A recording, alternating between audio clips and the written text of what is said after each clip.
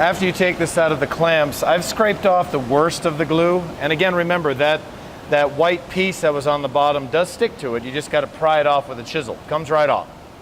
Now, I've set it to what this tells me the thickness is, but be careful because this board is not perfectly flush with this side. It's got to be sanded down a decent amount, a heavy 1/16 of an inch. And we can't do that in one pass. It's going to take multiple passes. So this is one of those times that I'll set it up and I will definitely run it through at an angle at a 45 so that it goes in and eases into it and eases out of it. Now once this is all flat, and I'm going to do both sides, of course send it through straight. I want to save myself some sanding time. By sending it through straight with the grain, as much of the grain as possible, it'll save some time. Remember, you cannot plane it. You cannot plane it, otherwise you're going across the grain, it'll tear it up. So let's get going. It could take well over a dozen passes, but take your time, make it look good.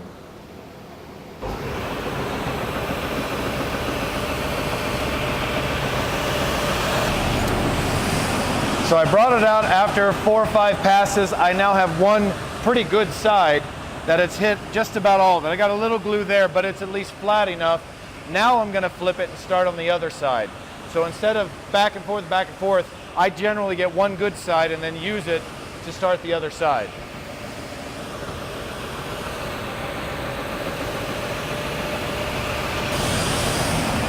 Now that the other side is almost exactly where I want, it's nice and flat, I don't see a lot of glue. At this point I'm going to start sending it through straight with the grain to save myself some sanding.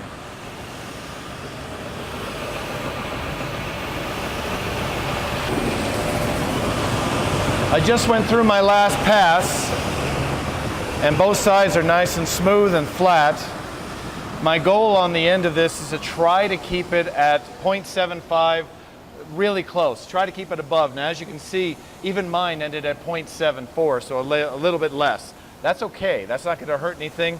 At this point, if this is all you were after was a chessboard that's nice and neat, and just to set it on a table or something to play, I would simply hand sand the rest of this with some fine sandpaper, hit the edges with some sandpaper, any puttying, just like normal, like we would always finish, and then spray it and you're done.